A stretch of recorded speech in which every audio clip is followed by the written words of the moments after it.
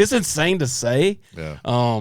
Because it's kind of like you meet people and you're like in the arena and like all the places that I go and the people I'm around, I'm like, man, like I know you're doing what you love, but like I need you. and then to have it happen and the proximity, everything's perfect. It just lined up. We live here, like it's, and outside of just doing business, like I like you, you know what I mean? So that's hard to find. Like, we align on multiple things, not just in the business world. So it's I'm excited about the future. So I want to break that down a little bit. So if you're listening to this, you're watching, you're like, what's coming for Barndo Co? Because here's what they see. They see highlight reels and they see Facebook and they see office launches and they see all this stuff. And a lot of times lost in translation in the back end of that is like, what has to be true for that to continue? And, and we're just getting started. The other day, my youngest son, Arrow, he was born really about the time that this thing became real. Like on paper, October 15th, we're 3 years old.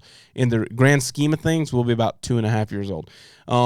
But he was in the office running around. He's like fumbling over stuff, dropping stuff. And Ross said something like, yeah, man, he was born right about the time this thing started. I said, that's our company, man.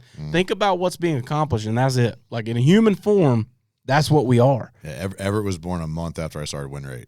So like my youngest son is like right there. Yep. So I think I'm going to answer the question, like, why would Mike do this? Right. Or if you don't know me, like, but if you know me, you're like, why would Mike do this?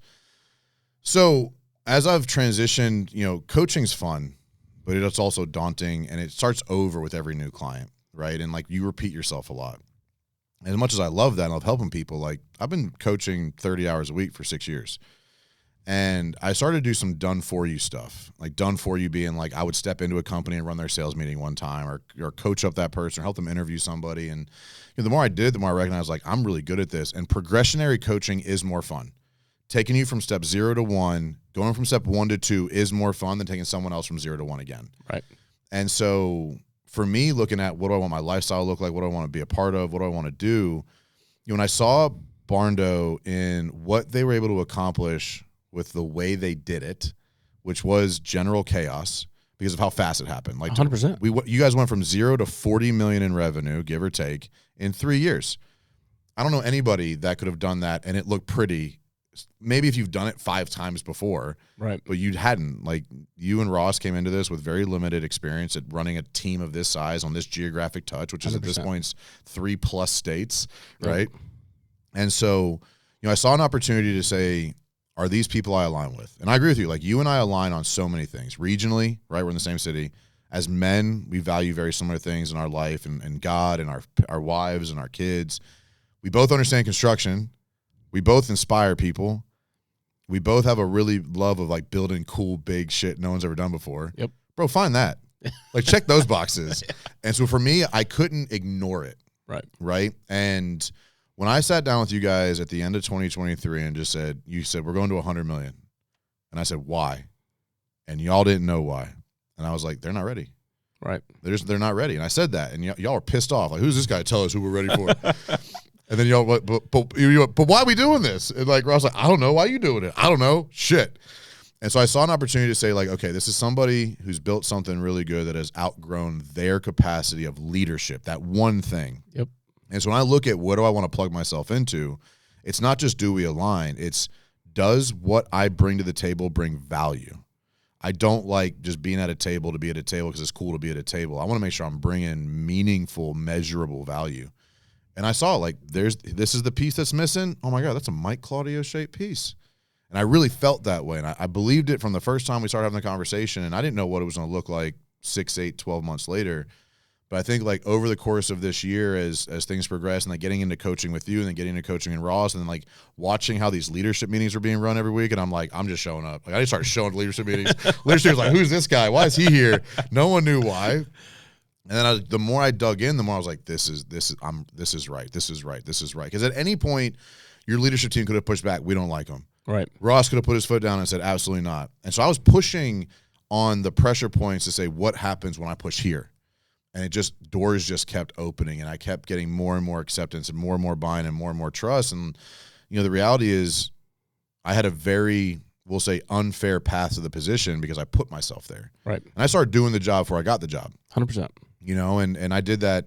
I've always outworked my income. Like that's just who I am. Because I never want anybody to look at me and say, Mike, you weren't worth it. Right. Never. I never want anybody to be able to say that. And that hurts me sometimes because I overinvest in things and I overgive, but I'll take me living at a higher standard and people taking advantage of me than me holding back. So I've always operated. And seeing the room for improvement and seeing the need, not just from the machine overall, the individual like, no, we want more of this. Like even in Dunn, we went to Dunn for 2 days this week, and they're like, Mike, can you train me on this? Can you train me on that? Right. Like in the production meeting on Monday morning, wait, you can train me on time management? Can I get some of that? And like the other side of the room, they're like, I'll take some of that too. And it's like, dude, this is my people. Yeah. They want what I got. Yeah. And like no one wants, like no one in sales or in leadership or in anything wants to go try to sell themselves to something that doesn't want it. Correct. They want it. And I got the thing that they want. And I'm very, very confident in that thing that they want. And I think that's just, this is 37 years in the making. Yep. Who I am right now is every bit of everything I've been through of my life has made me prepared for this opportunity. All the way down to your willingness to let me do win rate still and do other things and have other interests. Like you could be like, Mike, if you're going to do this, you got full time. I need all your attention. You could have said that. Yep. And I said, sorry. Yeah. And it wouldn't have worked. So like all the things had to line up for this to make sense, right?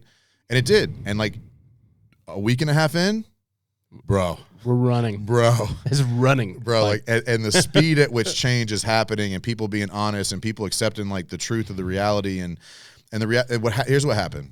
This is every business out there. Your team loves you. They love you so much and they never want to let you down. So every time you have a great idea, they pivot everything they're doing to back up that idea. 100%. And that's ultimately, I think, what's created the chaos from you and Ross. Like the production, like Nick loves Ross, right? Jenna, Alicia, Nate love TJ and like vice versa. And it created an environment where y'all didn't know exactly what you're doing because there was not a why. There was not what we're doing. Well, I think so self-awareness is the biggest thing, right? And so it's kind of funny. Like earlier today, I did a podcast with Chris Breen, and we were talking about 2 years ago, sitting down, and we were like, we're just gonna make a bunch of money, and we had no business. Like we didn't have anything, and like shaping core values, and then building out from core values, like what's the mission, what's the purpose, what's the objective, and at that moment we were like nothing, zero. Yep. And we've accomplished more than we dreamed possible. But like kind of circling back and looking at those 3-year goals and things that we were doing, we executed on 80% of that. And we just didn't even know what we were talking about then. But like our belief in that we will do this thing is a huge reason. Like decision velocity. And one of the first times I met you, I said, here's how we perform best. If somebody would sit down and say, these are the 10 steps to get there, I don't care what those 10 steps are, I will check the box. Yep. All I need is someone to tell me that's what's required. And then if somebody looks at me and says, I don't think you can do that, game on. I will do this. And like that's for me, I'm good at knowing what I want to do, and I have zero doubt. Like that's a piece in my brain where I'm like, what do you do? Like for me, I say stuff sometimes, and even my wife will be like, have you lost your mind? And I'm like, no, that's 100% happening. She's like, real. Well, we're not even close to that today. And I'm like, I know, but that like we want to be there, right? And so just the ability to just go. Okay, so fast forward. Some of the highlight reel is this. How did we get where we are? By never saying no, and just taking it as hard as we could. We didn't we had to make it happen. Yeah. And so it's countless hours, tons of stress, tons of stuff, tons of chaos. We've let people down. We were heroes in some books and villains in others, and we built something out of the dust of the earth to a massive proportion, and then inside of it, as good as it is, right? Because it's very easy to listen in to everyone looking, going, you guys are crushing it, you guys are killing it, you guys are the one, you're the man. But reality is, I'm solving 200 problems a day. And honestly, we're not solving them. We're just addressing them, and then we're talking about them again and again, and then now it's 206, 215, 244. And so there's a piece there where I go, okay, TJ, go back to the fundamentals of this, and it's what got you here will not get you there, and we're here. And you said the word base camp, and one of the first interactions we had, and I was like, we are at a base camp that at one point in our life we didn't even think it was possible to get to. It was Everest. Now we're at that base camp, and there's new Everest, right? And in order to get there, we got to look around at the party. We got to look around at the missing pieces. If we don't have the right gear and we don't have the right people on the team, we're not going to succeed in that mission to get there. So we got to revamp some stuff. And so there was a moment of realization of like, we're missing some key components. We're going to base camp until we get them. And one of that was you coming in and owning that side of like the operations of everybody knows what the vision is. Everybody kind of knows why that's the vision. But how? That's an unsolved puzzle at that point in time. And so now being able to combine all that together and just, it's empowering. So talk about this a minute. For me, I said it was scary as hell, right? It's my baby. It's literally the same level of intimate trust with this business as my own children. And I'm looking at it and I'm like, you got Mike over here and he's like, dude, look at these arms. I could rock a baby, bro. And I'm like, I believe that. But if you drop my baby, I don't, like there's a level of trust that has to be built. So as much as it felt like stall, and I talk about decision velocity all the time, like go. But I feel like such a big decision required 9 months of incubation to be like, yes. And now that we've said yes, you talk about the speed in which we're moving. It's because it's like when we get to the point of buy-in, we're 100% bought in. No doubt, no limiting, nothing. I'm not chewing on it anymore. I've made a decision. We're moving on. Even if it was the wrong decision, this is the decision, and we're going. Yeah, full confidence. And so, like, moving in that direction now, I'm so pumped about what's coming because now it's the ability to sit back and execute on big vision ideas and assembling a team who can achieve it. And what's even more fun is thinking 3 years into the future of a team that's raising the bar so high that the vision is like being bolstered by other people as well. And it's not just one guy or two guys standing in a cow field with this wild idea, that it's really owned and operated by the people that work here and everyone's striving for the same thing, man. And that to me is like the ultimate arrival of influence. Like, to build something with cool people with the same skill sets and like just dynamic at their role. And like, I don't have to be a badass visionary wearing a half-ass integrator hat, and Ross doesn't have to be in 6 half-ass hats. He gets to sit in a role that he's good at. And now you're sitting in this role and you're excellent at that. And like, what's possible then?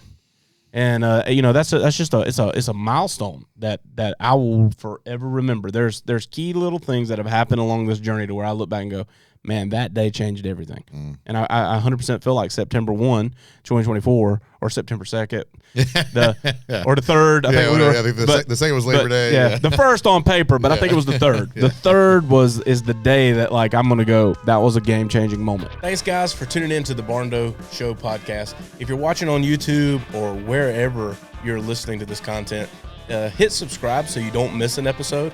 And then be sure to check us out on all of our social media platforms at the Barndo Co. Super simple to find us.